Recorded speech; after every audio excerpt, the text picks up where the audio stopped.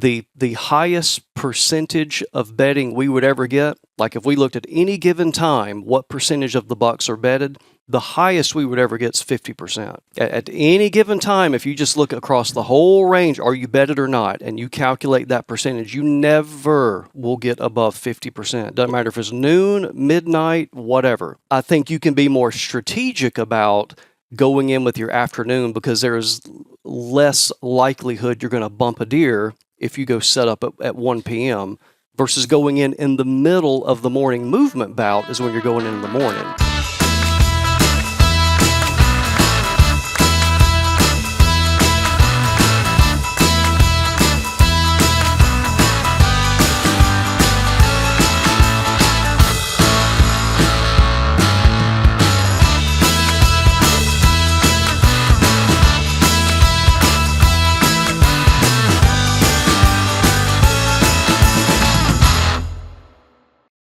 Welcome back, everybody, to another episode of the Southern Outdoorsman Podcast. We are back in beautiful Starkville, Mississippi, talking to one of our favorite people to have on the podcast, Mr. Bronson Strickland. Dr. Bronson Strickland, how are you? I'm doing wonderful. Good to see you guys. Yeah, I'm glad to be here. This is the second time back in this room. Got a little more decor now. I think you maybe had just moved into this office before.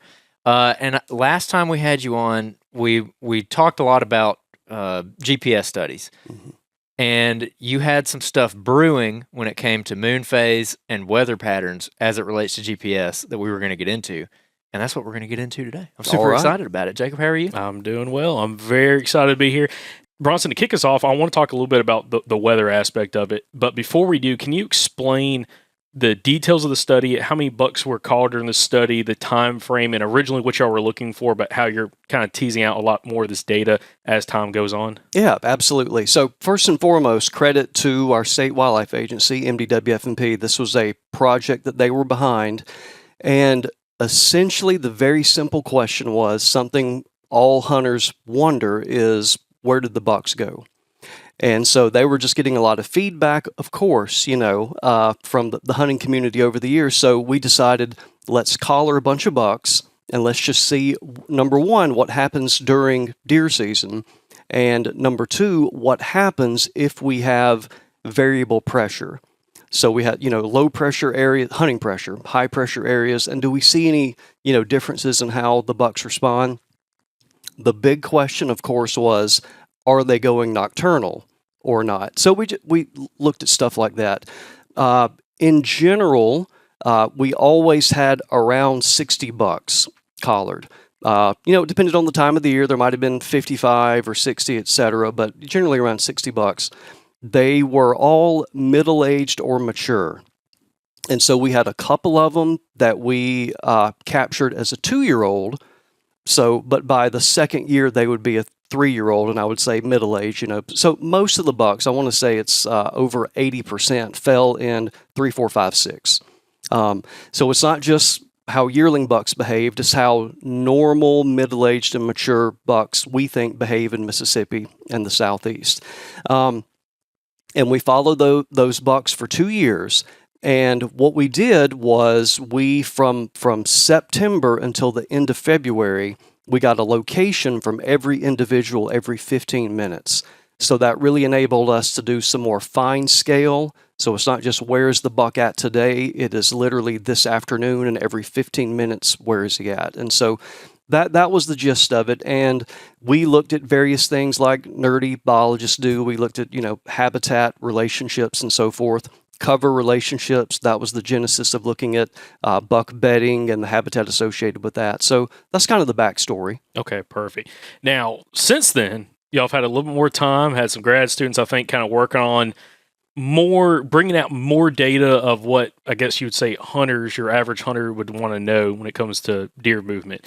Again, previously we kind of talked about the buck bedding and movement in and around the rut, which is really fascinating. Again, we'll have that link down in the show notes for everybody to go watch or listen to. But now we're talking about both, specifically we're going to talk about the weather and temperature and how that related to deer movement.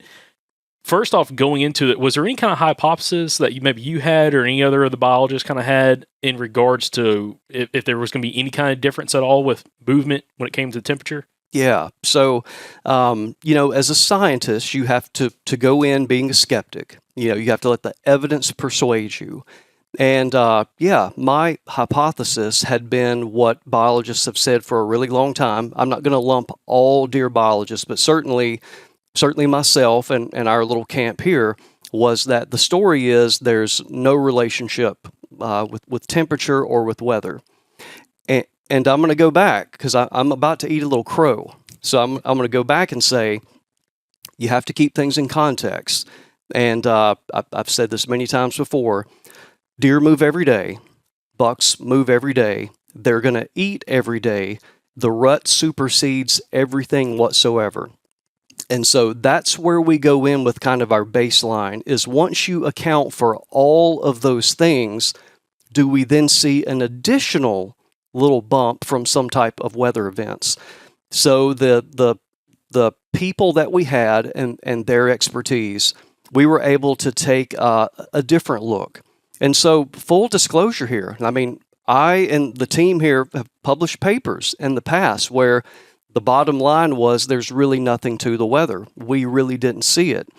But we took another look at it and we have more data. And I think the story is here because we had more data. I mean, literally we have, over 1 million different locations for all these bucks, is we were able to tease apart some things we weren't able to do before. So we did see some, we'd call a signature or a signal of some weather events, yeah. Also for clarification for people, because we had this question come up, the first two episodes we had you on was, this is not a high fence property. It is a huntable population, free range whitetails, correct? That is correct. It is hunted. It would probably not have the hunting pressure of, say, public land, but yet there is no fence involved, and it is a vast area of approximately 60,000 acres. Okay, perfect. Do you know how many different landowners are on that 60,000 acres? There were some big ones and some small ones. I would say landowner, you're probably talking less than 10. But if you looked at all the hunters that were there, 100 or more. Yeah. Okay, perfect. So kind of going into the weather and temperature aspect of it, again, in the past you'd said, and just other biologists, because I've heard this from other biologists as well, that doesn't seem there's a real big correlation necessarily with increase any kind of movement with temperature. Like you said, deer move, every day throughout the year. Can you give us some baselines of just baseline movement for specifically bucks throughout the year or throughout the time that y'all been really looking at the data, and then we'll kind of talk about a little bit more on the temperature and the weather? Sure. So what we decided upon is how do you measure this? What defines movement? And so we decided on, and what we also have to do is what can we calculate? What numbers can we crunch to definitively calculate that? And so we decided on two things. Number one was essentially, are they moving or not? If they are not, we are going to conclude they are bedded. Now, we don't know if they're bedded or not. They may be standing up. They may be milling around. There's some error associated with the triangulation of a GPS collar of 10 yards or so. But we could conclude based on, like we talked about with the bedding, when you have 4 or more successive points to where it does not appear the buck has moved 10 yards or more, we kind of concluded that it was bedding. So we have are they bedded or not? When they are not bedded, what time are they up? So when are they on their feet and when are they laying down? And then when they start moving, we looked at a movement rate. And we define that as yards per hour, kind of keeping it in the frame of a hunter and yardage distance and a bow hunter, yards per hour. So that's how we defined if they're moving or not, and if they are moving, how fast they're moving. Okay. Interesting. Now, also kind of going into that, was there any, because I think I remember us discussing this on the first 2 episodes, there's the yards per hour kind of fluctuates, but there's a rough average over a year. And then kind of yards per day as well. It was, I think, quite a bit higher than I was expecting. What were rough averages of those numbers? I believe, give or take, yards per day was something like 1,500 to 2,000 outside of the rut. And when you got around the rut, it was up to 4,000 or more per day. Baseline on, the velocity, the yards per hour is generally over the whole from, say, September to February, where we measured, was about 225, 226 yards per hour. And then the peak would be during the rut, and it's over 400 yards per hour. So we simultaneously during that time, and there's a general correlation that when they're moving a lot and their speed is greater, they're also bedded less. So the rut is when we see they're moving more, they're moving faster, they're covering more ground, and they're bedded less. And that's about 21% of the time that they're bedded during the rut versus about 35 to 37% outside the rut. During daylight hours. During daylight hours. Everything we're talking about is just daylight hours. Interesting. So just to reiterate, outside of the rut, when you remove that, you're looking at September, October, November, because the rut in this area is December, correct? Correct. Roughly. So looking outside of the rut, before the rut happens, during daylight hours, the bucks are bedded 38% of the day. Yeah. That's lower than I thought it'd be. Absolutely. Absolutely. Me too. Yeah. Me too. Yeah. And then when you say they're moving roughly 225 yards per hour, that's looking at the entire day and averaging it out. So like at 8 a.m., it might be 400 yards, but at noon, it might be 50 yards, right? Well, I think it's a conclusion of when they're not bedded and they're on their feet. So when you conclude the buck is moving, what would then that velocity be? That movement rate be? Yeah. Oh, interesting. Now, to bring up a word from the first podcast, the tortuosity. I think I nailed that. You did. Okay. Good job. Okay. So that yards per hour, this is kind of a random question. I don't know how to even ask this, but does that take into account the tortuosity of their movements? Which actually, can you redefine that word real quick? Because that is I'll try. Quite a word. I think the simple way to think about it is the complexity of the movement path. Mm-hmm. And so think of it, if there's a bunch of small scale zigzagging back and forth, in other words, you moved 100 yards if you traced your path.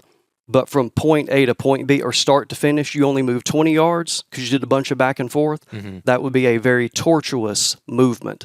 If you just went from point A to point B in one step length, and that was 100 yards, then that would not be tortuous. Gotcha. So the yards per hour takes that into account, as in that would be factored in, where if he moves, again, just to use the, I guess, baseline example, 225 yards in an hour, that could be him in a 100-yard area, and he's just bouncing around, in there browsing, probably in the bedding area, something like that. Right. So think of the way we calculate it is, every 15 minutes you have latitude and longitude. You got a location and there's a timestamp with it. And then 15 minutes later, there's another lat long and there's a timestamp. And we just look at the distance that was covered every 15 minutes. So that's how you calculate that rate of movement. And so they can be zigzagging a whole bunch or some straight line distance, but that's how you calculate the movement rate. So, that's as a hunter, but also a biologist, were you surprised to see that 38% number? They're only bedded 38% of daylight hours outside of the rut? And our quantitative expert on this was Natasha Neary. She was with Natasha Ellison about a year ago when we recorded, but she got married now. It's Natasha Neary. She's a mathematician. And so it is wonderful to have someone like that on your team that can be a number cruncher. So one thing we discovered as well is we have this assumption that there's going to be, and this generally holds, you're going to have that big movement bout in the morning around sunrise, and then, of course, another big one around sunset. And we kind of assume that during the day, and let's just round it off here and say from 10 to 2, they're bedded down. Well, sometimes they are. Other times they may be bedded for an hour and they're up for an hour foraging on a very tortuous path. So it's not going to be one of these long distance. They're not covering a lot of ground. They're snacking. Rather than you getting in the truck and going to a restaurant, you get up and go to the kitchen and get a little snack. That's kind of what we'd see. But we would see sometimes during midday, there might be 3 separate little bedding bouts. So when you just calculate the time they are bedded and take away the time they're not, that's where you arrive at that number. And then during the rut, it's even less. It's only about 20% of the day are they bedded. Interesting. Now, going into this, talking about we have your slideshow pulled up, which I probably should have prefaced this at the beginning of the podcast. This is definitely going to be a very visual-based podcast because we have slides that we're going to go through, both on the weather conditions and the temperature, and also for lunar phase, positioning, lunar theory, moon theory, for deer movement. So y'all might want to go over to YouTube, check this out. But kind of going through... Well, real quick before we move on, Yeah. I kept trying to Google it, and I finally got Google to work. So 38, roughly there's, like 12 hours of daylight at that time of year. So that would be 4.5 hours that they're bedded out of 12 hours of daylight. Interesting. I'm just saying, that's interesting. What are they doing? Like, where are they?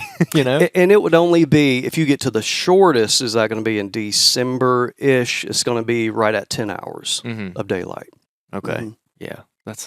I'm fascinated by that. It just makes me honestly feel like worse of a hunter. less excuses. I feel even worse now. Well, all right, what were you saying? So going into, well, actually, that brought up something else. Well, let me go that rabbit hole real quick.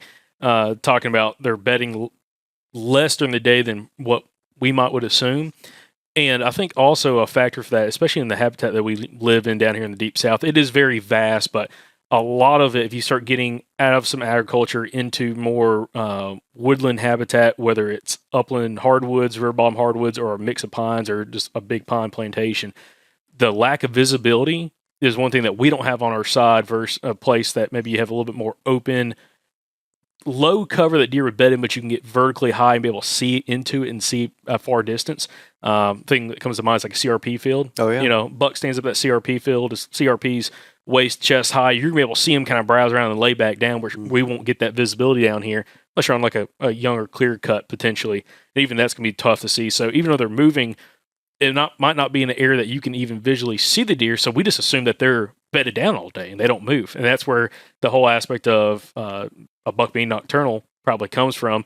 People don't see him on camera and people don't see him visually, but the deer can be in some of that cover moving around all day long. And unless he leaves it or gets in an area that you visually can see and potentially get a shot at him, you think he's laying down the whole day. And kind of write that off as they just didn't move today. Yeah. You hit the nail on the head. I would even add one more condition to that. Excuse me. Is, are they nocturnal or are they nocturnal on your property? Simply meaning that you may do a really, really good job of food. You may have a lot of food and attract a lot of deer. But for that particular buck, if good cover is a couple thousand yards away off property, and they're up on their feet and they're milling around, taking a tortuous path to get to the food, just the elapsed time at which they took to get there to be on your camera may be after dark, and you conclude they're nocturnal. They weren't at all. They just didn't make it to your camera in time during daylight hours to get a photo of it. So essentially, you could have a small property if you don't have quality bedding there to keep deer close. You could essentially have a property that sets up as being more nocturnal movement. Even though the deer moving during the day, they're just not on your property moving during the day, or that target buck isn't doing that. Absolutely. Absolutely. Okay, interesting. So let's start getting into some of the weather patterns that influence movement. So remind me, I think you mentioned it before, but you were of the mindset that temperature weather patterns did not really affect deer movement, right? Yes, I was. And you're having to eat crow? My name is Bronson Strickland. And I'm a card-carrying member of I Did Not Think the Weather Influenced Deer Movement Whatsoever. Mm-hmm. And but I've always gone into this with I'm a hunter too. I really am. I'm a hunter too. And if I can find some relationship at all that's going to help me, then of course I want that. And then we're going to tell people about it. But all the data that we had previously and the way we had looked at it never suggested that there was any significant factor caused by weather. What was done then in some of the past when y'all looked at it versus what y'all did differently on this study? Yeah, so for example, we published a paper 15-ish years ago. And so the deer population was different. I really don't think that plays a role in it all, but it was a different study area. It was in Oklahoma. We had fewer deer. We had fewer bucks, so sample size was less. And I think it was literally that we had fewer samples, and we maybe did not have the same weather conditions or variation in weather that might induce some type of movement. So when we looked at the data and we looked at temperature and analyzed it, we did not see any clear signal. And that's a phrase I admit I use a lot, because that's what we have to do, is that when you're running the numbers, and you might run 50 or 100 different analyses, for me to believe there is reliably something going on that's going to change my behavior, I better have a clear signal over and over that something is going on. And we just never got that at all. So meaning you might look at the data one way and, oh, it looks like there's something, but then you run it again another way and there's nothing there. Well, when the there's nothing there happens far more frequently than there is something, then you got to step back analytically and go, what's the real story here? And to me, the real story was, this is not reliable at all. I can't believe it. All right, guys, we got another in the field tip for you today. One thing we're doing right now while we're out here scouting is looking at overlooked spots, and overlooked by us. One thing we always do while we're in the field is using our tracker on onX Hunt to be able to not only see where we've gone, but where we haven't been, and that's what we're going to go look at. So today, we're actually going to work up into a drainage that we haven't been to before. We've walked all around it, but we haven't been up in it. And again, it's a very important factor of using the tracker, so you can see where you have been and where you haven't. A lot of times those places you haven't been is your overlooked spots. So if you want to try onX Hunt, you can download onX Hunt today and use the code SOUTHERN and save 20% on your membership. Hey guys, it's Jake. We got a quick tip for you in this podcast. One thing I've been working on over the last year is trying to figure out how to be less bulky really while saddle hunting and mobile whitetail hunting. And the biggest issue I always had was I really liked really large packs, and the problem was outside of certain points of the season, like when it got really cold, I never used the full capacity of some of those really big backpacks. And one thing I started doing is using a smaller pack that has a lot more expandable capacity, so you can still pack a lot of stuff if you need to, but it's also very streamlined. It's super easy to go in and out of the woods with, especially during early season or just when you're not packing a lot of cold weather gear. This is the Latitude Ranger 22. I used this all last season, and I could pack a surprising amount of gear in that pack, specifically a bunch of cold weather gear, both bibs, jackets, extra layers, along with a platform, or when I was hybrid hunting with a small little lock-on, having a small lock-on on here as well, along with my sticks. And this backpack works really well with that. So if you're in the market for a new backpack and you're trying to streamline what you're doing, I'd really highly recommend looking at the Ranger 22 from Latitude Outdoors. And you can check out the Ranger 22 at latitudeoutdoors.com. So outside of turkey calls and a shotgun itself, my favorite piece of gear I've ever bought when it comes to turkey hunting is a red dot sight. And my new favorite is the Vortex Viper enclosed red dot. As you can see, this sight is very, very rugged, which is great because I tend to break things. I don't think I'll be able to break this sight, but if I did manage to break it, it's okay because Vortex has their VIP warranty, so they'll replace it, no questions asked. But this thing is built like a tank. Another reason I like it is because it is made for a shotgun that's already drilled and tapped. This gun was already drilled and tapped, and so this is how the Viper comes out of the box. It comes with everything you need to mount it, and literally all you do is just screw it into the top of your shotgun. It takes 5 seconds. It's super, super easy. No special tools required. So to check it out, along with everything else that Vortex offers, head on over to vortexoptics.com, or you can just hit the link in the description of this show. Interesting. This is going to come, I want to bring back sample size a little bit later on, because I think that is something really interesting that's worth diving into. But going to this, again, we got a slide pulled up here. What conditions are deer most active? Walk us through the process of how Natasha maybe started working through some of his data, and what the process was for her and anyone else that was on the team kind of helping her run this in order to try to figure out the best, most accurate information she could pull, and also be able to kind of pull it up and actually do, using statistics, could figure out the difference of any kind of movement. So this is a pretty cool story. It's one of those things that culminates in a lot of relationships and a lot of experience over the years. But luckily, I work at a university.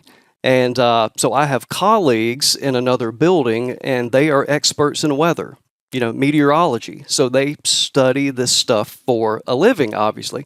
And And believe it or not, one of these guys was my neighbor. And so we're barbecuing one evening. It's like, hey, we're looking at these studies and we're trying to look at different weather, this, that, and the other. And I see one of those chuckles from him like, you are spinning your wheels, man. You're going to try to look at this and look at that. And it's like, weather people don't do that. See, we discovered a long time ago that there's an inherent correlation with a whole bunch of these different variables. You're trying to isolate just a little bump in humidity or just a little bump in barometer and the wind speed and the temperature, all the stuff. Well, many, more than a decade ago, they bundle all that stuff together to where when you have this suite of conditions, that's its combinations of these factors, it represents a front. And these are things that y'all recognize, that normal human beings, we can feel and say, there's been a change in the weather. And so those are grouped. There's a few more groupings, but it basically comes down to this. There is your polar fronts, and you might imagine that is cold weather coming in, and then that's broken into two parts where it's dry polar or moist polar. So it's getting real cold and we're having some precipitation. That would be the moist polar. And then, as y'all know, the other most common weather event we have is stuff's moving in from the Gulf of Mexico. So there's warm, dry, and warm, moist, and then there's kind of in the middle, moderate. So we ended up with these 6 different, essentially, classifications. And that's where we wanted to start, was with, rather than us trying to tease apart all the little things and it get maddening trying to manage that, let's make sure we see a signal to begin with these classifications. And I think they're called, the acronym's SSC, Spatial Synoptic Classification. It's online. It's really cool. You can go to your area, for example, and see every single day is classified retrospectively of what it was. And so we started there. And that is where, I'm going to fast forward a slide here. So that is where we started seeing a signal. Like, man, we're seeing something that's repeating over and over. Now, the problem we always have, something I said several minutes ago, what always supersedes, what's always the confounding effect you have to reconcile when you look at changes in weather. All right, so is the weather going to be different in December than in September? You better believe it. Temperature's going to be different. All that stuff's going to be different. What else in Mississippi and the South is going to be very, very different that can affect deer movement behavior in September versus December? The rut. So we broke, and I know most people look at the rut, you just say it's pre-rut, peak rut, post-rut. So, I mean, we have to slice this stuff up to the day when we're classifying things. So we have more classifications. We broke them up into 2-week intervals. And so we're starting with the peak, and the peak would be where the most breeding events occurred. Now, how do we know where the breeding events occurred? That's from MDWF&P years ago, collecting does in the springtime and backdating the fetuses. So we know when the breeding took place. So we took that 2 weeks right in the middle, and then we've got 2 weeks on either side of that, and we called that the early rut and the late rut. And then you go 2 more weeks on either side of that, and you got the pre-rut and the post-rut. So we got all these different intervals that we're looking at.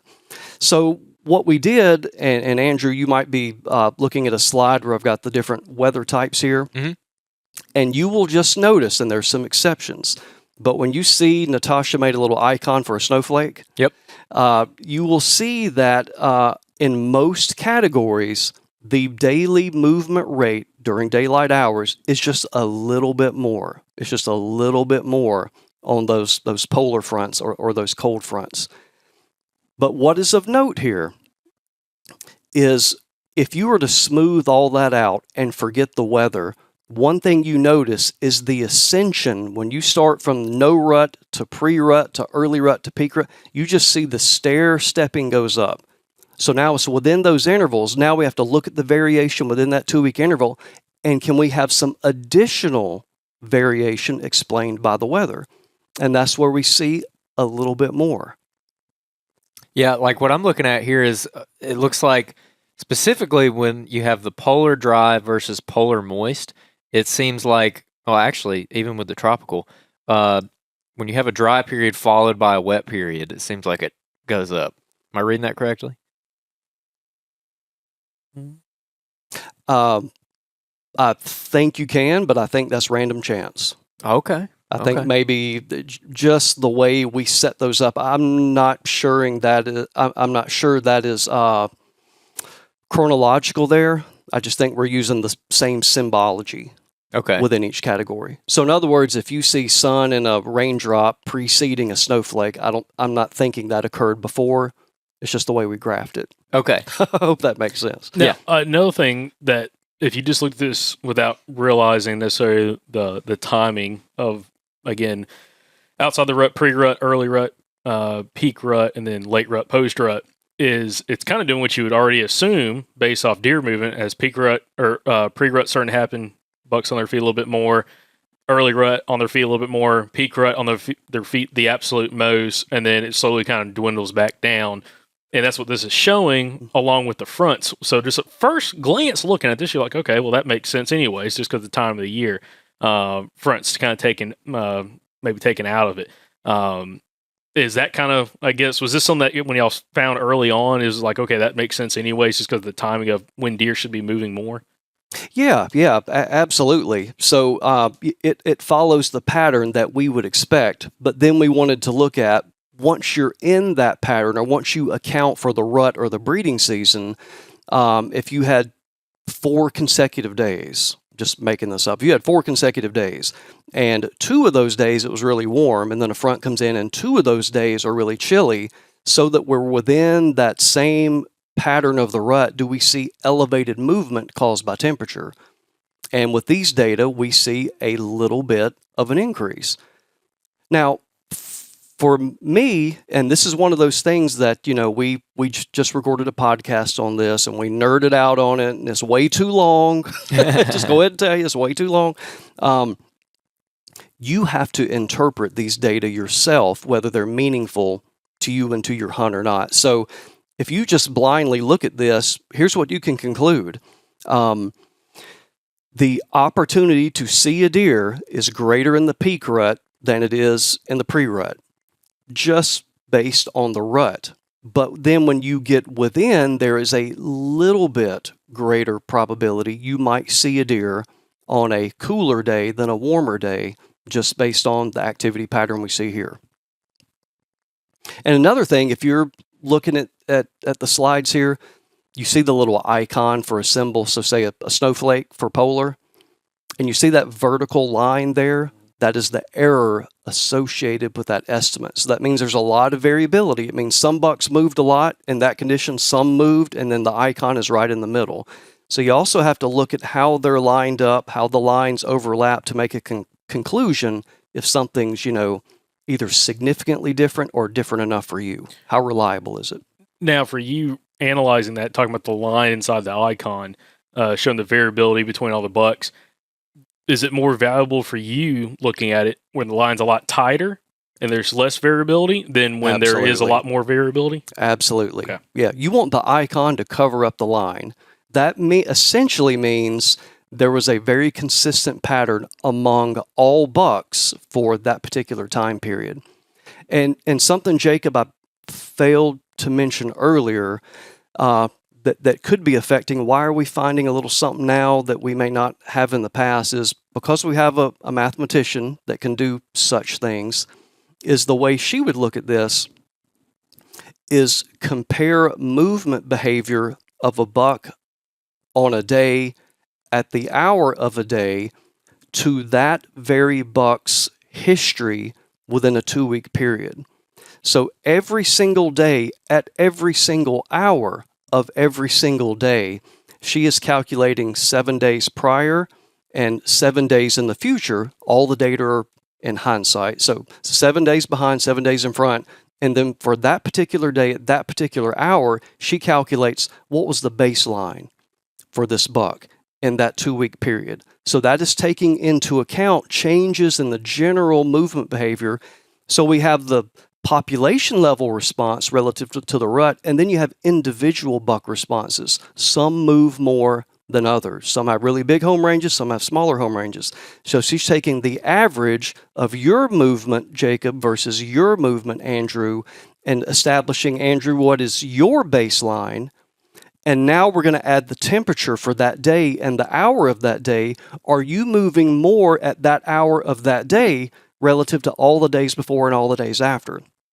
So that's how we're able to isolate and tease these little things apart. Are they deviating from their normal activity for that time of year? Which is a much more accurate way of looking at this. Yeah. That's super fascinating. I was waiting for Andrew to make an assumption that you move more than me, just based off looks and personality. Might be accurate.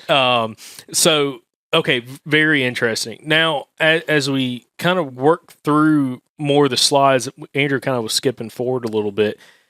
Well, one thing, by the way, so on this particular graph where you're talking about the line behind the icon, that black line, is the variation between all the different bucks, correct? Correct. One thing that is just kind of interesting that I want to point out, and just let me know if I'm off base here, is we talked to a lot of whitetail hunters, really successful whitetail hunters, and a pretty good number of them who like to target specific bucks really like to do it outside of the rut, on either end of the rut, either early season or late season.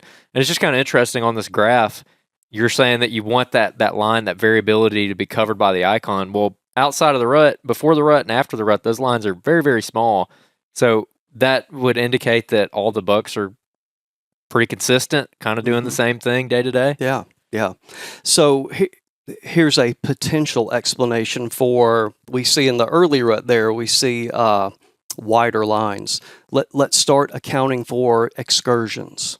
And so you might have one or two bucks that take really 1 or 2 days of a long distance movement bout. Well, that is going to affect the mean somewhat there. And so you're going to see a lot more variation for that estimate because you had a couple long distance movements. Gotcha. Okay, that makes sense. All right, carry on. No, I'm glad you brought that up because that's a really good point, because that is true from some of our guys who we've interviewed that like to hunt specific deer. They hate the rut. They just absolutely hate it because they're not caring about all the other bucks and their movement. They're looking for that specific deer and figuring out his pattern and isolating where he's at and focusing on him. And it seems like they have a lot more success, especially post-rut, doing that or early season. So here's a little more. Sorry, I didn't mean No, that. absolutely. It just helped me remember something. This makes sense to me. It may be nonsense to you, but it makes sense to me. Something we looked at, we may have talked about in the past, but I really liked coming up with daily home ranges. And so in the past, you've always heard, there's an annual home range, a seasonal home range, etc. Well, we went through and calculated those daily. It was remarkable. I did not expect this. It did not matter what time of year from, say, September till February, the average daily area that a buck was moving was remarkably consistent. Every single week of the year, it was remarkably consistent. It was 200 acres. Now, some are a little bit more and some are a little bit less, but it's 200 acres. I went in thinking that the daily home range, when it got to be the rut, was going to jump up to 600 acres. But that wasn't the story. The story, when we dug into it, was they're still using 200 acres a day during the rut and outside of the rut. The difference is when you look at the location of those 200-acre home range areas, they're much further apart. So outside of the rut, non-rut, those 200-acre home ranges, they're overlapping. Look like a rose petal. They're using the same area every day. And then when the rut happens, it's 200 acres over here, 200 acres over here, 200 acres over there. That's how that works. And that contributes, too, to some of the error we're seeing there in the early rut and peak rut and so forth. Okay, that makes sense. So that next slide, next two slides, the daily temperature at dawn affects morning movement. So explain this to me. So y'all isolated the morning hours and then looked at temperature based on that?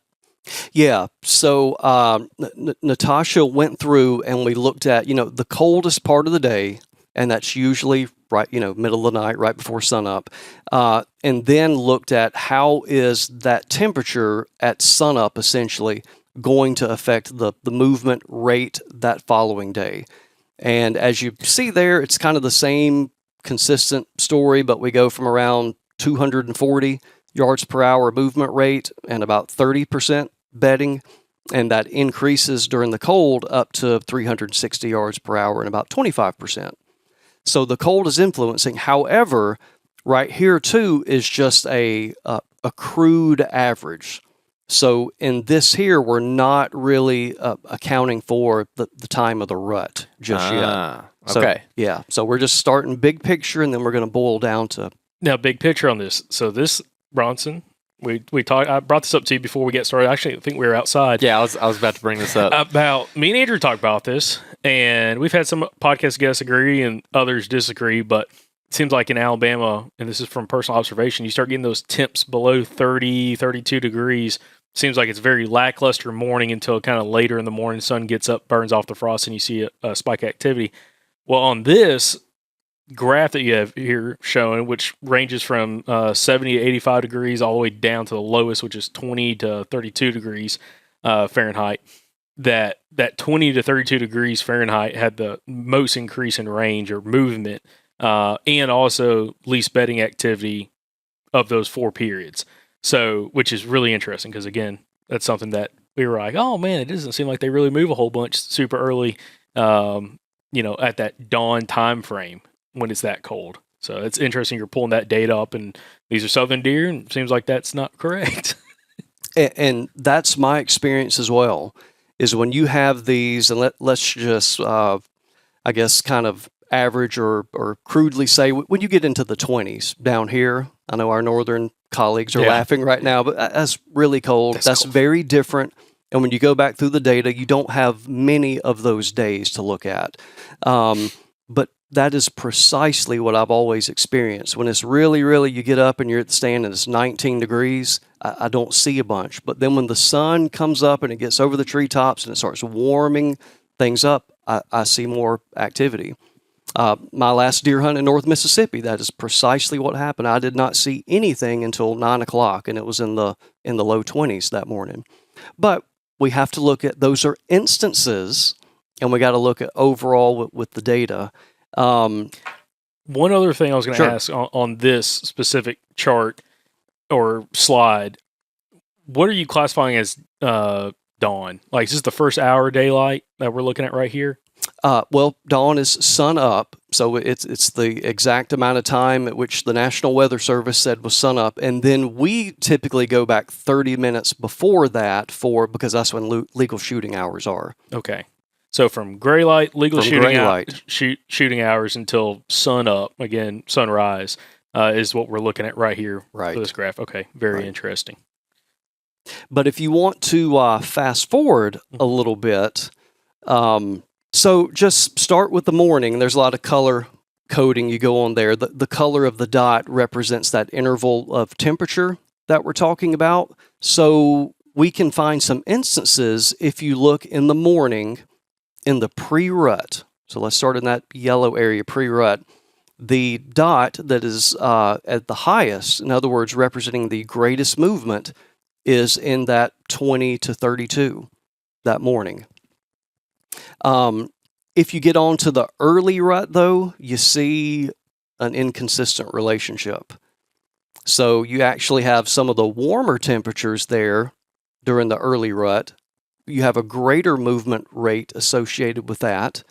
And then when you get to the peak rut, again, you have an instance to where they're moving more based on that cold morning. But you still see this general pattern is going on there to where it's the rut is what's very, very important. But there's a lot of, talk about signals and consistent signals. You see a few instances there where you think, the temperature in the morning is really driving that movement rate, and then not as much. During the post-rut, you see the pattern that you would expect. Colder in the morning, you see a little bit. But then you have to look at the y-axis there. And we're doing yards per hour. And again, a yard's a step. When I'm pacing, a yard's a step. So when you start coming out over an hour and we've got a 5 yard per hour difference, that may mean a lot to you And there are some hunters, I have no doubt, because they've said, yeah, well, that's the odds that he would step out, and get a shot or not. But for me, when you compare that outside of the rut and the rut, you can have 200 or more yards per hour difference. And we have some weather where we're only getting 5 or 3 or 20. It's not as compelling. So there's still something there, but it's just not as extreme as what you get from the rut. The 5 yards per hour or less, that would also be within the margin of error, correct? Because the GPS collars have a 15-yard error, or 10, 15 10 yard? to 15, Okay. So, essentially, maybe he moved 5 more, but it's kind of a wash. Like, you don't really know because it's inside the margin of error. Is that correct? Yeah, that's one way to think about it. You hope the collar error smooths out because you're getting thousands and thousands of locations. Okay. And so some of them you may be 10 yards off, some of them you're dead on. So you just kind of hope that you standardize for that. And when you get an average in one instance that's different from another average, that it's not due to collar error. But yeah, that can play into it. Okay, I got you. Yeah, that's really interesting too about the early rut time frame. In the morning specifically is what I'm looking at, where the warm temperatures. It seems pretty consistent. Like when I look at that, it seems like really consistent to me. Where you get to early rut and peak rut, and it's kind of flat across the top, just about. Where it's like they're doing their thing, no matter what. That's right. Like they only got one time a year. That's right. Where the getting is good. So Yeah, outside that 20 to 32 degree little window, like you see a spike on that on the mornings during the pre-rut and then the early rut, or actually no peak rut. But one thing that I'm looking at that's kind of interesting is the post rut in the morning. Just seeing it's not quite 50 yards, a little less than 50 yards difference between that 20 to 32 degree mornings and the 55 to 70 degree mornings. But to me, that's kind of interesting. You start seeing that, but then as you start getting the afternoons, of course, I don't know if we've ever had an afternoon where it's below 32 degrees, during an afternoon hunt. Because when y'all are classifying evenings, what kind of time range are we talking? The last hour light are we looking at here, or what? That is typically the last 2 hours. Okay. Yeah. But clearly on the afternoons, you can see just the peak of activity with the 32 to 55 degree range, which is the light blue on pretty much every movement, pretty much every 2-week time interval. Which is, again, those are the kind of evenings. I'm not a big evening person. I love mornings. Personally, for whatever reason, I just feel like I got a good chance of buck kind of cruising through, especially we hunt the rut a whole bunch in pre-rut and kind of late rut.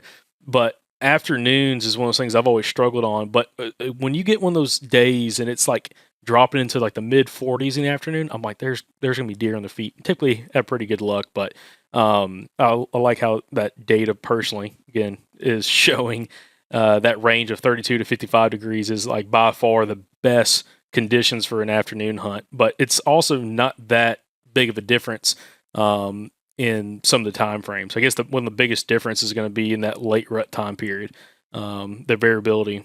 So, but notice what is different in the afternoon or evening. Look how consistent it is. Yes, you're always seeing the blue dots on top, and so to me, when I see that, that's when I have a lot of confidence. Going, all right, it's repeatable. This is happening over and over again, so it gives me a lot more confidence that biologically there's something here. Yeah, I was about to bring that up because looking again, morning versus evening, and maybe this is why you like mornings more. It seems like the temperature just has less of an effect on the morning movement. It seems like maybe there's still something there, but it seems pretty obvious with the evening that temperature does affect it. And so maybe mornings are more consistent, at least from a temperature standpoint. Is that how you would read that?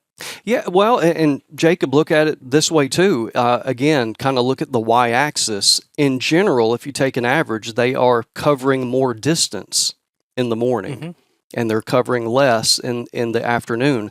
Now, there's a little bit of a reason for that. Is if you look at in the morning time when the movement rate is greatest, it was counterintuitive to me. I thought it was going to be right at sunup. That is when they're moving the most. But when you put a pencil to paper with these data, it's essentially at 2 hours after sunup. And the reason for that is when you dissect it there, is that right around sunup and the hour after, there's still, you see, you reminded me of this word, so I'm going to keep saying it's the word of the day, is there's more tortuous movement patterns because they're still foraging. But when you get to be about 2 hours-ish after sunup, they are getting ready to go to their bed, their first bed of the day and bed down. So there is more of the longer distance linear movement. And then when you calculate a rate relative to yards per hour, that's where you see the biggest spike in movement rate during the movement morning bout. Now, it's just the opposite. You're getting kind of the milling around here until 1 hour after sunset in the evening. So that same spike, or where we see the greatest movement rate in the evening, is always, with our data, it's always 1 hour after sunset. So you're already in the truck headed home, and that's when the peak of the movement is. Interesting. And again, this is just really interesting to look at because I feel like it kind of bears out some of the differences between how me and Jacob like to hunt also, because I'm more of an afternoon guy. I like going out in the afternoons, but I'm typically hunting like right up against the edge of some bedding cover. That's how I like to hunt. And he typically hunts food or travel corridors. Mm-hmm. And so what you just said, at least in my brain, that kind of makes sense of why I like afternoons more and he likes more. Because I've had a lot of luck in the afternoons. I'm a lot less confident on morning hunts just because sounds like I don't normally hunt the kinds of spots that they're maybe traveling through in the mornings. Yeah. So how do you read that? I love mornings. It reiterates that like I feel very confident with what I'm finding, and I love mornings. So outside of late season hunting in Iowa, not going to hunt a morning. I was going to bring up Iowa too. So like how does this fit in with Iowa? Do you feel like? I mean, just drop the temperatures quite a bit lower. Well, I'll say this. Actually, interesting enough. Now that's a completely different circumstance. Big ag, big destination food source. Deer packed into tight little areas. There's a lot of landscape that they can't bed in. So like when you find the deer, you're all over them. But it's like those days, like when we hunted there 2 years ago and it was a lot milder conditions. Actually, I didn't see as many bucks, but I saw way more does. And I think it's partly due with found a couple new spots, but they were coming out very early in the afternoons in conditions that I didn't think were going to be that great, where it was the low 40s, upper 30s. In late season Iowa, which, you know, for me, when I've hunted there before, you almost want it like negative, and like the big bucks are on their feet. But all the buck movement, I mean, for the most part, was like that last 45 minutes of daylight kind of slipping on the edge, which, I mean, would be kind of typical. But the previous year I went, I mean, they were the big bucks when it was -7 when I shot my deer. They were out 2.5 hours before dark feeding, which I think had to do with the colder temps and then just trying to stock up. But yeah, I mean, it's interesting. But again, it kind of goes back to, I think, again, it shows just the overall morning movement, which makes a lot of sense. Dr. Strickland, I can't talk, Dr. Strickland, when you're talking about they're kind of working their way, their feeding is very tortuous feeding pattern, and then they're making that back to bedding. If they got to go a few hundred yards or maybe further, depending on how far that bedding is from where they're actually feeding at, that's your opportunity to potentially catch that buck coming through 8, 9 o'clock in the morning when maybe movement was kind of slow, but it kind of picks back up. And that's what I've seen a lot of times. Like you said, it's like I love travel corridors. And a lot of times travel corridors, unless the rut isn't great right at daylight, it's later on in the morning and then you catch movement. And once the movement kind of dwindles down, unless it's the rut, it just kind of dies out and you don't see anything else. So, interesting. I'm in between you guys. I like...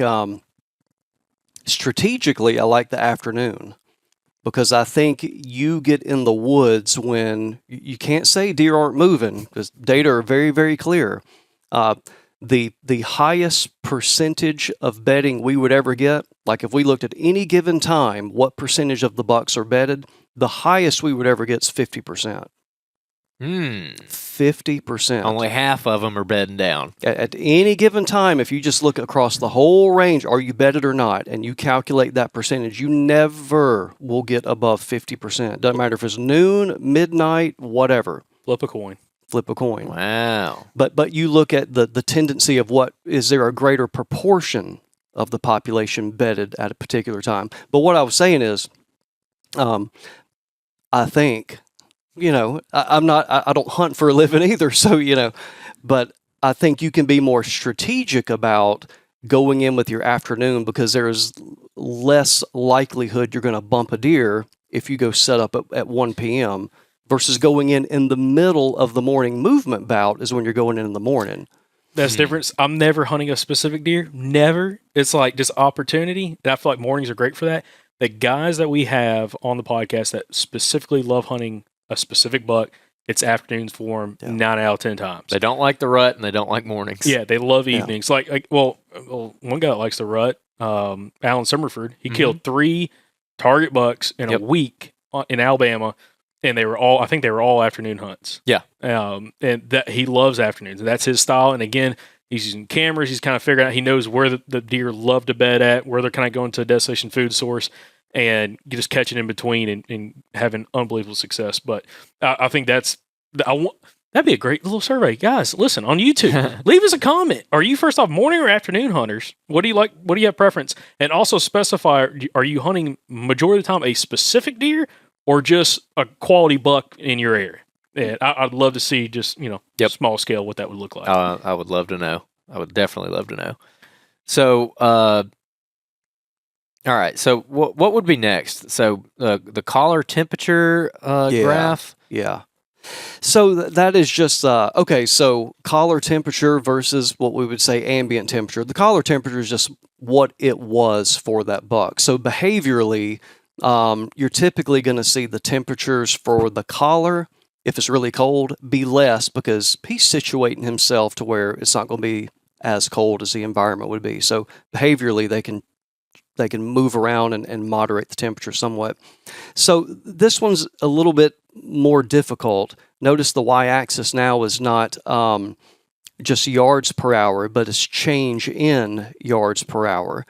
And so now you're looking at a gradient of, if we move from a collar temperature of about 20 degrees and we get it up to 80 degrees, over the time that we looked at that buck, do we see a positive change or a negative change? Negative change meaning they're moving less. And what we see right there very clearly from about 30 degrees, that's kind of our sweet spot in the south, is going to be about 30 degrees. If we move from 30 degrees up to probably about 50, we see that they are moving on average an increase relative to their recent baseline when we have those temperatures. And then when we start moving up, when we have the really warm snap that we all despise, where it's, oh my God, it's 80 degrees, we see a decrease. Oh, dude. Andrew had a whole hunt get ruined because of that. Hey, listen, I went... We camped. We did everything. We were getting ready to go in there and stack them. And we went in it was like that warm front in December. And I was in the woods. I was camping. I was in the woods dark to dark every single day, backpacking. And I saw one deer in like 5 days. In an area we typically see quite a few. Yeah. And a lot of bucks. And same time frame, we've killed a lot of bucks. And it was 75 degrees. Yeah, and it's funny because I like going back and forth on the whole temperature thing. And I'm like, the temperature has a lot to do with it. The temperature doesn't have anything to do with it. And then something like that happens. I'm like, the temperature is everything. The temperature is everything. So anyways, yeah, that happened. That was not fun. That kind of broke my spirit a little bit. I'm still recovering from it. But anyways. All right, so kind of a psychological analysis here. Oh, boy. Did the warm temperature affect your enthusiasm to hunt? Did you have, during that period of time, did you have less hours in the stand because of that? Normally, I would say absolutely. This time, no, because I was stuck out there. You had no choice. So yeah, I was in the stand or slipping through the woods from dark to dark every single day. Mm-hmm. And the only deer I saw was on the first day of the hunt, when it was still a little bit cold. It was right when the warm front rolled in. I saw a spike at 3 o'clock in the afternoon. And that was it. We had deer walk through our camp in the middle of the night. So it's like, they're here. Because at first, there was 3 of us hunting at the same time. And we all 3 stayed in. So when you're looking at, man hours, man days in the woods, we're all in the woods from daylight to dark, 3 of us for that many days. Nobody saw it. We saw, between all 3 of us in that entire week, we saw 3 deer. And we were like, maybe they're just not here. But then we would go out and there'd be a fresh rub the next morning somewhere, fresh scrape. All the scrapes are opened up. And then coming out after dark or going in before daylight, we would run into deer. Or after it got dark and we're getting out of the trees, we hear them come out of the thicket and walk past us. Or they come walking through camp in the middle of the night. Like that happened every single night. So we're like, they're still in here. They're just not moving during the day. And these are also, this is an area we've hunted multiple years in a row. We know where the good spots are. We've killed multiple bucks in there before, seen a lot of deer in there, and all the spots that we were hunting are proven spots on these exact dates as well. The week that we hunted it is when we've killed deer in there in the past. Rut's going on, like we know that there's does and estrus. They're laying down the sign, and yeah, it was just a dud. I mean, a dud. Yep. So we've all experienced it. But that is an interesting point, though, about hunter effort. Because that is one thing that, I mean, if it's warm outside, I'm a lot less likely. It affects me. Yeah. Absolutely. Well, and it's not even just whether or not you go, it's also the amount of effort you put into doing things right. So, and this kind of also gets into the moon phase thing a little bit, where I think there's a little confirmation bias there because we'll get to it. But, if you think that it is like a slam dunk, you got the moon on your side, you got the weather on your side, it's the rut like this and that, you're going to probably get in earlier than, first of all, you're going to go. Second of all, you're probably going to get in earlier than you would have normally. You're probably going to try to be a lot more quiet. You're probably going to be a lot more careful about your wind and everything, and you're probably not going to be playing on your phone as much. You probably won't be on Instagram as much during the hunt. Hey, that's right. Jacob was watching TikToks full blast in the stand this year and killed a buck. Side story, yeah. Side story. Did do that, but yeah, I just feel like your overall effort goes up, and so that's why it's a little bit hard to account just anecdotally what people say about it. There probably is something to it, like with the weather. Like we kind of know that cold weather has always been better for deer hunting, but there's also the side of it where you're just probably trying harder. You're crossing your T's and dotting your I's, at least. What's your opinion on that? So what we know, unless, and I get this comments a lot, my deer are different. Maybe your deer are different, but the data would be very, very clear that the deer were moving.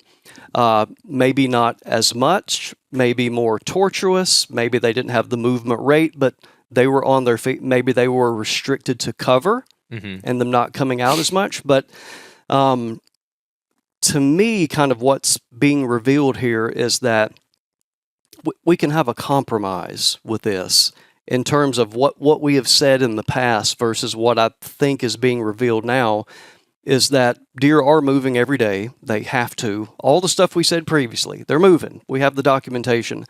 But maybe we just have a very sensitive little threshold to where, but if they move a little bit more, we have a lot more sightings. And because of that, we conclude, quote, the deer are moving. We tend to put it into a yes or no, 0 or 1. The deer are moving or they're not. Well, that's not true. They're always moving, but maybe it's some conditions like this, and especially the rut, where it just tilts it a little bit more to where you go from only seeing no deer to 1 or 2 deer to the movement rate being up, well, now I saw 7 or 8 deer.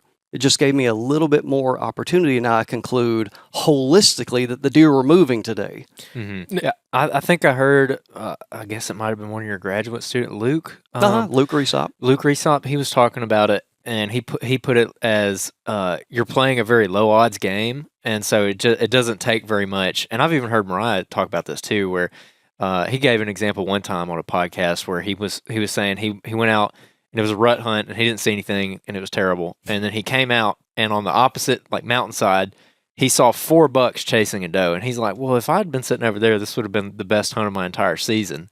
But you didn't see that, and so that going to show that like you touched on there, the threshold for what is good versus bad isn't very high. Because now that hunt I just mentioned that I just spent 5 minutes complaining about, if I had went in there and I didn't see anything for 2 days, and then I saw a target buck, I'd have been like, this is great. A real good hunt. Yeah. Absolutely. But I did not. Right. I didn't see Yeah, anything. skunked. I barely even saw a squirrel. But anyways, what were you about to say? I don't know. I had something. I kind of totally lost it. Might come back later.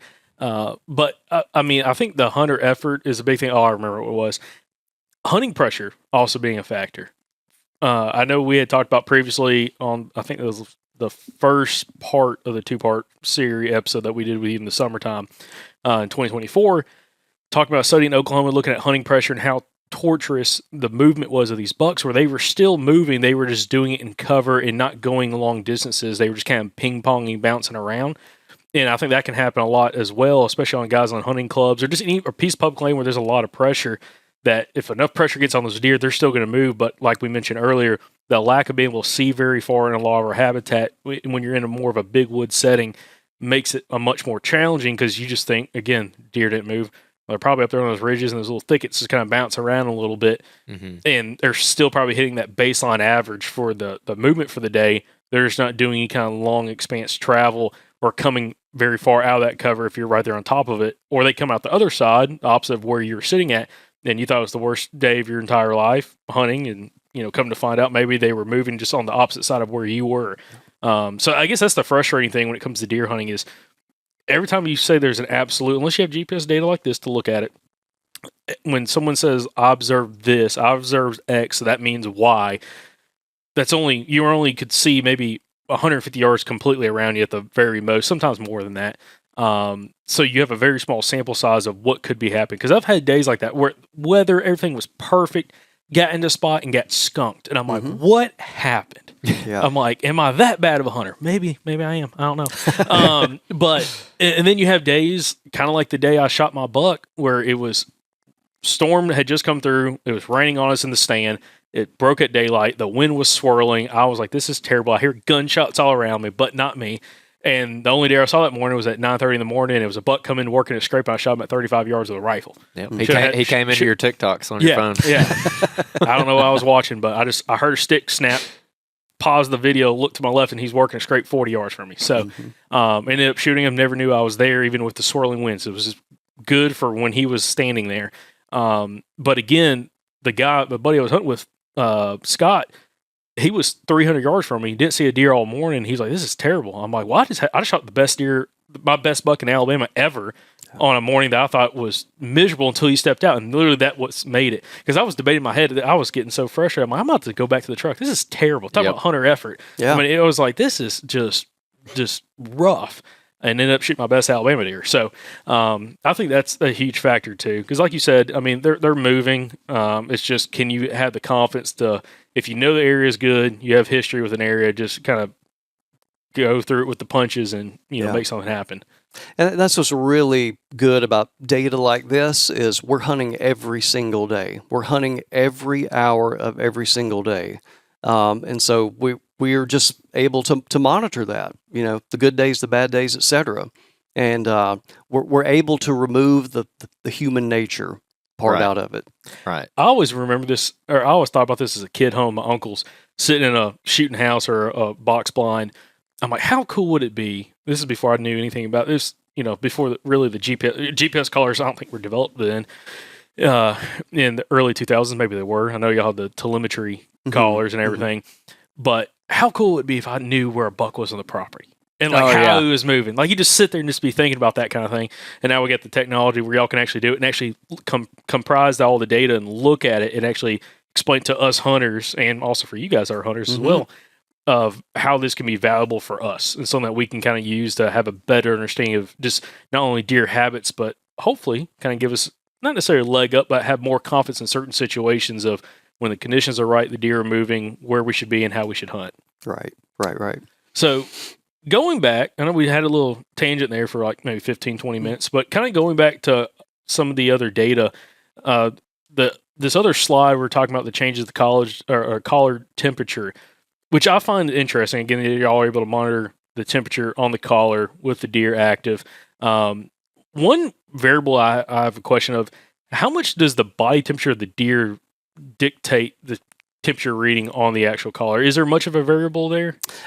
possibly a little bit of an influence, but the sensors on the outside, so you got that leather strap or some type of material between that, and then think about the outside of the fur of the deer, so there's a real good insulation factor there, a buffer there. So I'm sure it impacts it a little bit, probably not a lot, but it would be a consistent impact. Okay. So relative, when it's really cold outside, it should be relatively cold to the deer on the collar. Okay. Yeah, and another thing on this slide, you've got humidity and wind speed correlated with change in yards per hour.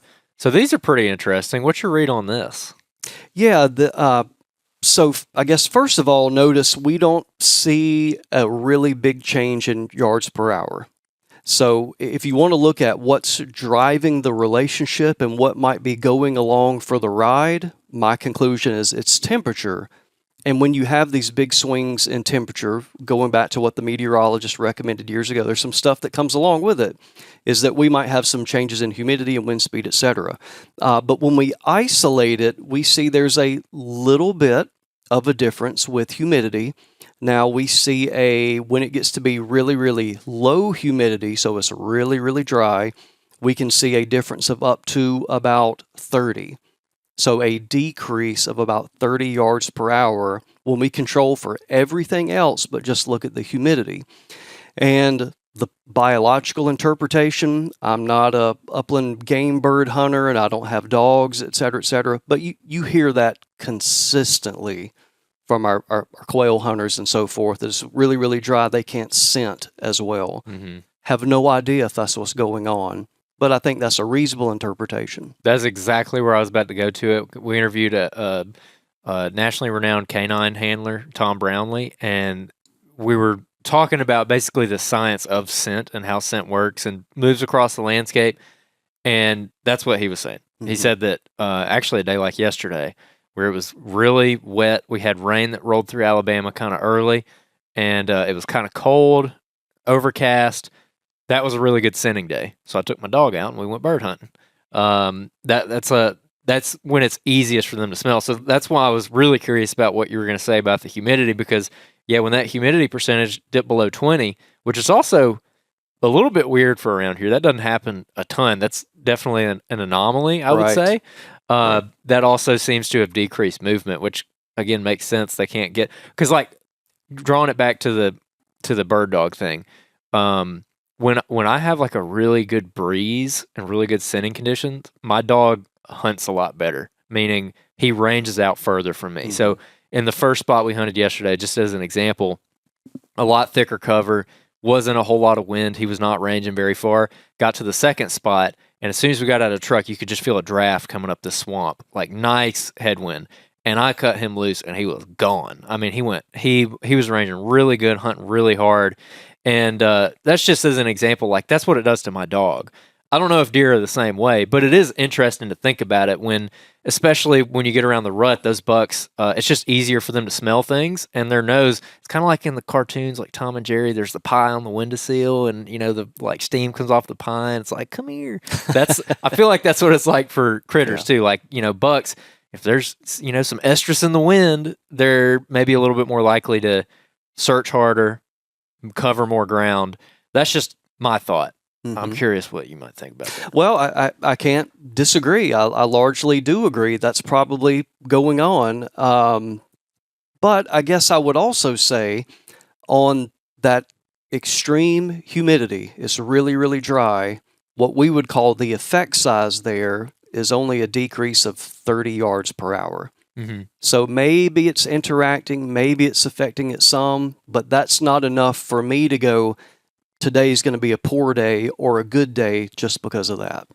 Yeah, and we haven't even gotten to the moon stuff yet, but I feel like with all this data, there's a lot of that. Whether it's weather, moon phase, it's a lot of there's a difference, but if there is a difference, it's really slight. And do you think that just boils down to that the deer just live out there 24/7? They have to breed, they have to eat, they have to drink, they have to sleep. Like they're gonna do what they have to do regardless of what the conditions are, right? 100%, absolutely, yeah. And all we're seeing here are these relatively minor deviations from normal. Mm-hmm. We're seeing the main movement bouts are around sunup and around sunset. We see a general increase during the rut. I mean, those are things that are repeatable. We can count on. We can plan our hunts based on it. And then the weather stuff is just a little bit, extra. Icing on top. Potentially a little bit of icing. And people can look at the data and decide for themselves. Mm-hmm. So, I mean, they may look at what we're presenting here and say, that is just not compelling enough. We just think that we have seen enough now to where we conclude that there's a little something there. Mm-hmm. Yeah, definitely. And I can totally see people, myself included, nerding out about this, where it's like, okay, today it's warmer than average. It's a really low humidity. And the wind speed is this. They ain't going to do nothing today. I'm just going to, I don't know, go fishing or something. I'm going to watch football or fish or, yeah. Yeah. What were you about to say? Wind speed. Wind speed. So this is something that gets brought up a ton from listeners, viewers of the podcast, and every now and then with guests that a lot of people, there's some people that we've interviewed that actually like, for mature buck movement, they seem to have success in higher wind speed conditions, like that 15 plus, 20 mile an hour plus winds. A lot of people despise hunting in those conditions. I think partially is due to their equipment. If it's windy and cold, they don't have good windproof gear. It's like miserable, and they just don't want to sit in the stand very long. Hunter effort goes down. But also, you hear people talk about pretty often, we get messages that, like, I just don't see a lot of deer in high wind conditions. So again, I'll say high wind, probably 20 plus mile an hour winds. Based off the data, and I know we have that's part of this chart right here, it doesn't seem like it really matters. And actually, it seems like there's a slight uptick with higher wind movement. Mm-hmm. Is that pretty much across the board, which y'all saw in a lot of the data? Yeah, that was one of those variables where, and believe it or not, in the prior study from Oklahoma, that was one of the few things that we found but it was extreme. I mean, it was, 20 plus, 30 plus, it was these really extreme winds, which there are very few of those events, but we did see like an uptick relative to that. But it's a different environment. They may have a different cue they're responding on. Who knows? Yeah. It's just when you try to build a story around a rare event, it's difficult because you only have a few instances of that happening. There could have been other stuff going on. So again, it's not a consistent signal, not as reliable. So what we're seeing here with our data is that essentially there's not much going on. We see just a little bit around no wind, and we see a little bit of an increase when it's above 20 miles per hour. But again, we're talking about a change of at the most 10 to 12 yards per hour. Not that big of a difference. Yeah. So with that data, do you have any thoughts on hunting in higher wind conditions? Or, I mean, have you had any success hunting in higher wind conditions or anything like that? Because personally, I don't think I have, if I went back and thought about it, but we do have some people that have that success. I mean, what is your thoughts on that from a hunter standpoint? Like, would you just not go to the woods if you had 20 plus mile an hour winds? I would probably be a wimp. It would probably depend. Am I in a climbing stand in a tree where I just may not feel safe at all, being moved around by the wind? But if I was going into a box or something, I might. Great question. I really, really don't have an answer. I have not had enough, I guess, very positive or very negative experiences where I can just say it was because of the wind. Our next chart on here, buck activity change after a 24-hour average change in weather variables. Now, this is something that's interesting because we've had guys in the past talk about, of course, temperature drop in the 24 hours after that, but also with the opposite, with a spike in temperature afterwards and seeing a spike in movement. So, I guess kind of walk us through this slide and kind of what the data kind of reveals with this. Okay. So notice we're not dealing with yards per hour here. So the metric that's measured is change in bedding. So it's not the percentage that they're bedded, it's the change from, the day before, a couple days before. And so first we're on the left-hand side there, we're talking about temperature. And so what we're looking at there, again, at the top, the title, a 24-hour. And so it's getting into that, hey, a front is coming in. There's about to be a change. How is it affecting the deer? And essentially what we see, I'm rounding here. There's a lot of zigzags to the line, so I'm kind of rounding here. But basically, when you go from a change of -10 up to +10, meaning it either got 10 degrees warmer or 10 degrees cooler, it's really not affecting the deer. There's really hovering around 0% change. However, when you start getting into that 15-degree change or more, meaning the next day it was 15 or more degrees colder, that is where we see that they are bedding less that day, making the conclusion they are on their feet more that day. They are more active that day following where you had the big temperature change. So just another one of those little lines of evidence that temperature is stimulating, a behavioral response. Mm-hmm. Especially a large swing in temperature, maybe. Yeah. But again, notice the line. So notice the extremes. If you go on the x-axis there, the horizontal axis, and if you go between -10, -5, 5, and +10, if you look in there, it's pretty much a straight line. You've got to get to where you get above 10, meaning it's 10 or more degrees warmer, and what do you see there? They're bedding more. They're moving less. And then when it's 10 or more degrees colder, they are bedded less and moving more.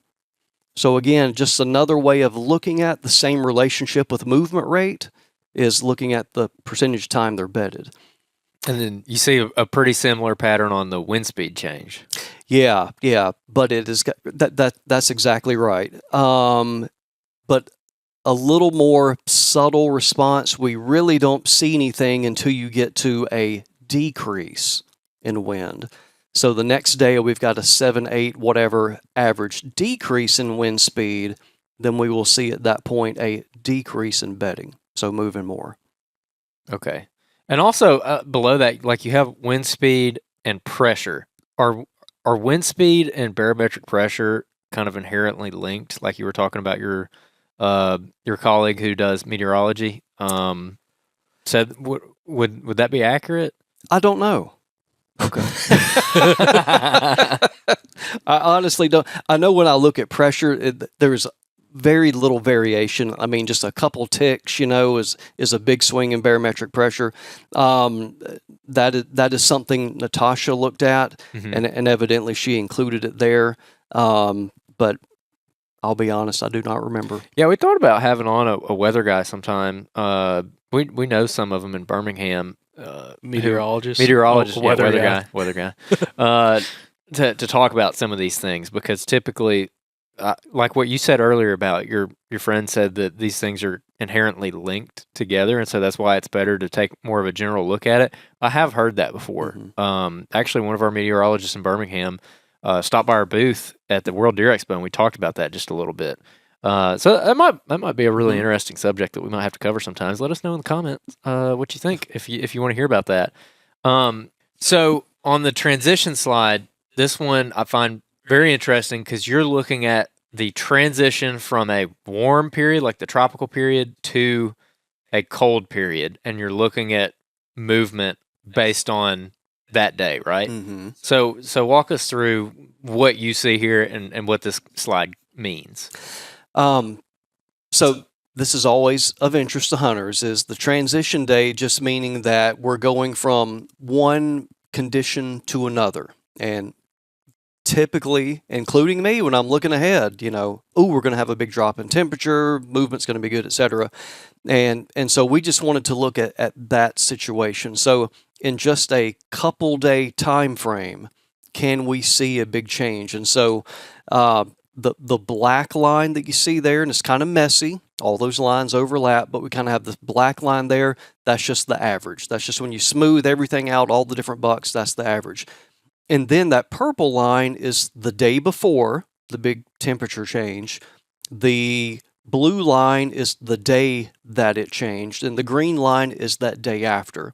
So we're all kind of thinking with that green line, we're going to see a really big spike, a really big change.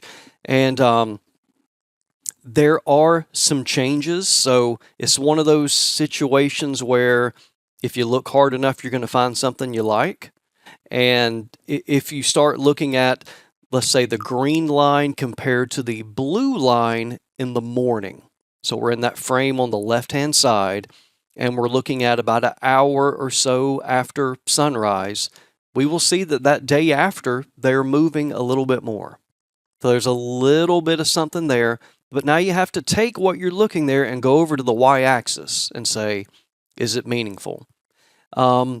That's really going to be up to you, but we're talking about probably a difference of 25 yards per hour, 25 steps for a human per hour. Luke likes to make the argument, though, but if you're hunting for 3 hours and it's 25 steps per hour, that's 75 total steps, and 75 total steps might mean a buck being seen or not, or killed or not. I don't disagree. But I think that's where you have to keep the stuff relevant of, is there enough evidence here to really change your behavior? So it's like, once again, we start getting a little bit of a signal of a change. One thing that was curious to me was if you look at that purple line where we see the greatest, which is a little bit counterintuitive. Why is there more movement, the day before the transition? The purple line, we see the greatest movement in the morning, but then they have the least amount of movement that afternoon. So I have no idea if this is in reality what's going on, but you can kind of make at least a little mental exercise of, they have X amount of steps in them that day, and they allocated more of them that morning and less that afternoon.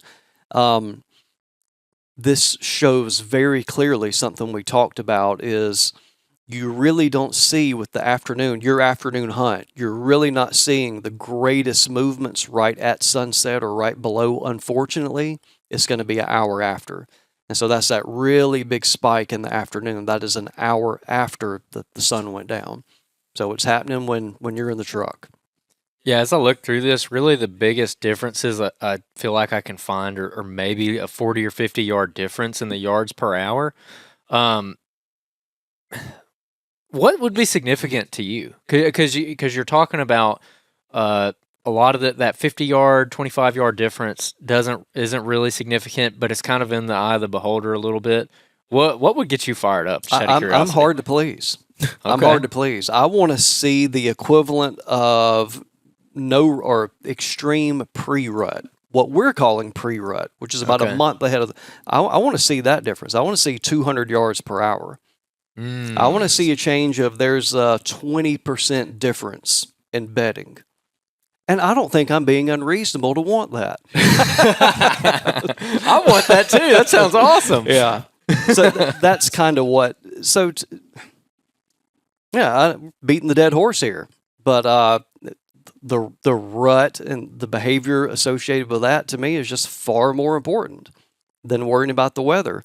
But we do, for all the people, me included, that are interested in this, but there is a subtlety. There is a little hint. There is support for, there's a little bit of a change with cold weather. Yeah. Yeah. Well, it's just exciting to be able to go through this and come to that conclusion that it is kind of in the eye of the beholder, because it also, like we talked a little bit about earlier, I feel like it maybe depends on how you hunt a little bit, because guys who hunt more of your, again, travel corridors, food plots, feeders, things like that, this might not make a huge difference. But for the guys who are maybe hunting thicker cover and they're getting more on top of where the deer are, this might make a really big difference. Because, if you're, the way that I picture it in my head, at least, is if you're hunting a really nice food plot that gets a lot of traffic, the deer might be a couple hundred yards from that bedded at any point during the day. And so, like, they might not make it there before dark.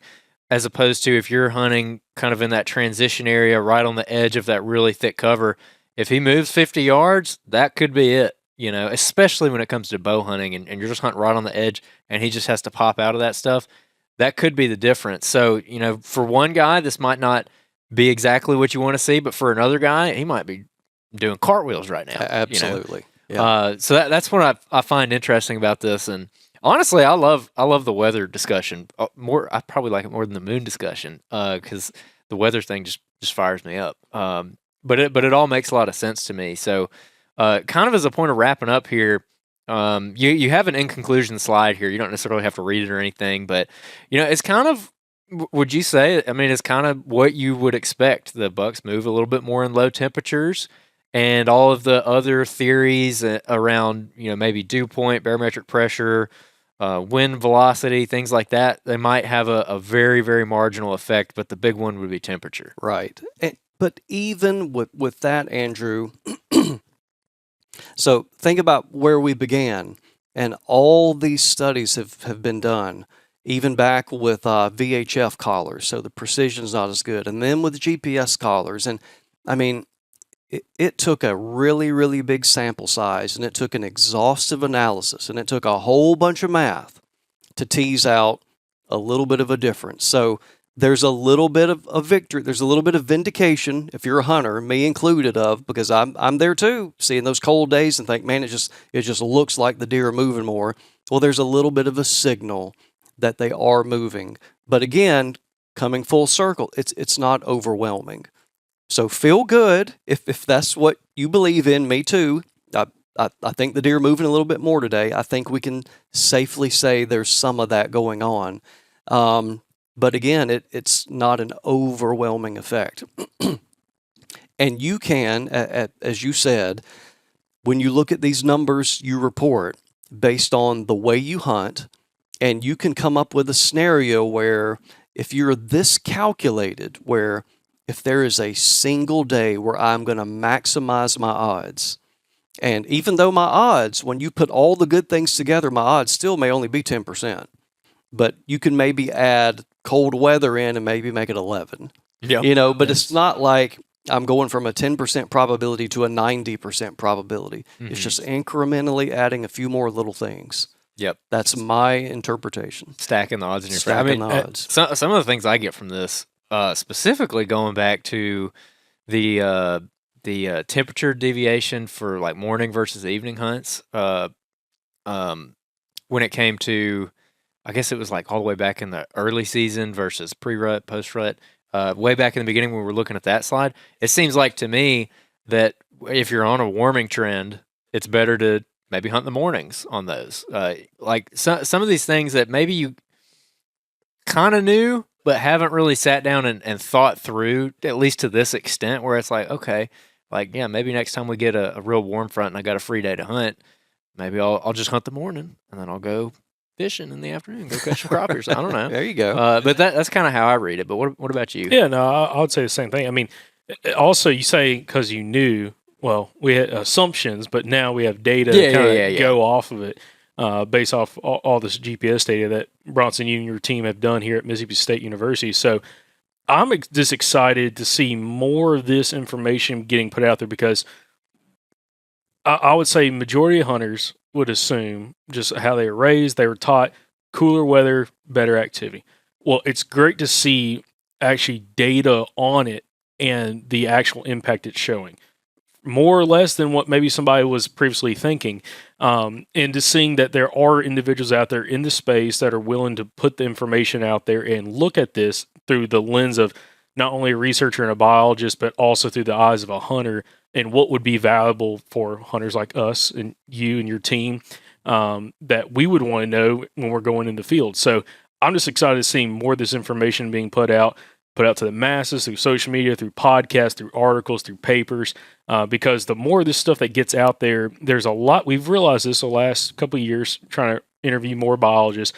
There's a lot more deer nerds out there than we even realize. Yep. There's a lot of casual deer hunters, but even the casual deer hunters like information like this, and we love to put it out there. And we thank you for not even allowing us to come over here and do it, but for y'all to put the work in, the legwork in, to make this information more relatable and also where it's easier to understand, and it's not just in a big research paper that the average person can't necessarily read and get a ton of information out. So again, I appreciate you for being willing to do this. You are very welcome. Well, it's a dream come true for me because based on my background, and I hunt and love what I do, to be able to ask questions like this and have the data where you can chase it and see where it leads, it's really, really gratifying. And even more so, it's wonderful to share it with people. Absolutely. Yeah, definitely. And we'll link the MSU YouTube channel, Deer University, in the description of this, so people can go and watch y'all's episode on not only this but also the moon phase thing, which we're going to talk about soon. So people can go look at that. But what are some other ways that people can find you, support you, everything like that? Well, of course, if you just go to a website, we're all doing social stuff now, but website is msudeerlab.com, and then Facebook, Instagram, the Deer University podcast. Myself personally, I'm in a transition right now, so I have retired full time from the MSU Deer Lab, and I'm just working part time there now, and I'm now on the private side, and I'm moving that direction. So me and a few people, we have started a land management consulting company called Wildlife Investments. And so you can check out our website, wildlifeinvestments.com. My email is there. Contact information is there. So if it's research related, you can go through the university. If it's outside of that, go to wildlifeinvestments.com. Yeah, look. Y'all got a dream team of guys at Wildlife Investment. Good people. You've got some really good people. So y'all go check that out. And I guess you'll go do consults for people, write up property management plans, things like that. Yeah, that's exactly right. So if you want giant bucks everywhere on your property, give them a call.